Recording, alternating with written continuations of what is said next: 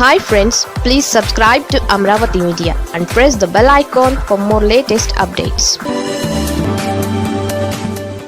జగన్ కు బైరెడ్డి అదిరిపోయే సలహా. వైసీపీ అధినేత వైఎస్ జగన్ ఎవరి సలహాలైనా వింటారా లేదా అన్నది చూస్తే ప్రత్యర్థులు ఆయన ఎవరి మాట వినరు అని ఒక్క మాటతో తేల్చేస్తారు. సొంత పార్టీ వారు కూడా జగన్ ఎక్కువగా తన స్వీయ నిర్ణయాల మీదనే ఆధారపడతారని చెబుతారు.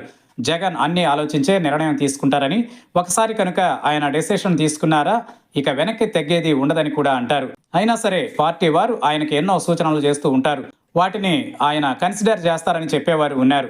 ఇదిలా ఉంటే ఉమ్మడి కర్నూలు జిల్లాకు చెందిన యువ నేత బైరెడ్డి సిద్ధార్థరెడ్డి జగన్కి తాజాగా ఒక సూచన చేశారు.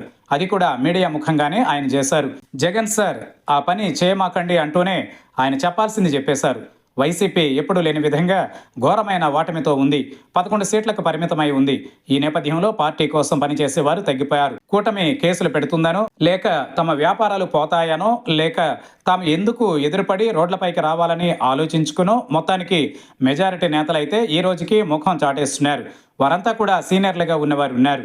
పదవులు అనుభవించిన వారిగా కూడా ఉన్నారు. అయితే ఇలాంటి వారి విషయంలో జగన్ సార్ జాగ్రత్త అని బైరెడ్డి సూచనలు చేశారు. ఇప్పుడు డబుల్ గేమ్ ఆడుతున్న వారు, ఇతర పార్టీలతో కుమ్మక్కవుతున్న వారు ఉన్నారని ఆయన సొంత పార్టీ వారి మీదనే హాట్ కామెంట్స్ చేశారు. అందువల్ల వీరంతా సమయం వచ్చినప్పుడు సరిగ్గా ఎన్నికలకు నెల రోజుల ముందు పార్టీ వైపు చూస్తారని, తమంతా వైఎస్ఆర్ కుటుంబానికి తరతరాలుగా అనుబంధం అని చెప్పి మరీ వారు అధినేత ముందు తన వినయం ప్రదర్శిస్తారని బైరెడ్డి అంటున్నారు. అలాంటి నాయకులను చూసి మరీ దూరం పెట్టాలని ఆయన కోరుతున్నారు. జగన్ ఈ విషయంలో అన్నీ గమనించాలని, పనిచేసే వారికే ప్రాధాన్యత ఇవ్వాలని బైరెడ్డి సిద్ధార్థరెడ్డి కోరుతున్నారు. పార్టీ కోసం ఎవరు కష్టపడి పనిచేస్తున్నారో గుర్తించి వారికే పెద్దపీట వేయాలని కూడా ఆయన అంటున్నారు. అప్పుడే జవాబుదారీతనం కూడా నేతలలో పెరుగుతుందని, పనిచేసే వారికే పదవులు ఇస్తారంటే అందరూ జనంలోకి వస్తారని ఆయన చెబుతున్నారు. మొత్తానికి ఈ యువనేత చేసిన సూచన బాగానే ఉంది. కానీ అధినాయకత్వం ఏ మేరకు దీనిని పరిగణలోనికి తీసుకుంటుంది అన్నది చూడాల్సి ఉంది. ఎన్నికల సమయంలో అంగబలం, అర్ధబలం ఇంకా చాలా ఫ్యాక్టర్లు పనిచేస్తాయి. దానిని బట్టే టికెట్లు ఇస్తారు. అలాగే కుటుంబాల నేపథ్యం, రాజకీయ అనుభవం, వ్యూహాలు అన్నీ వర్కౌట్ అవుతాయి. మరి ఆ విధంగా ఆచితూచి టికెట్లు ఇవ్వాల్సి ఉంటుంది.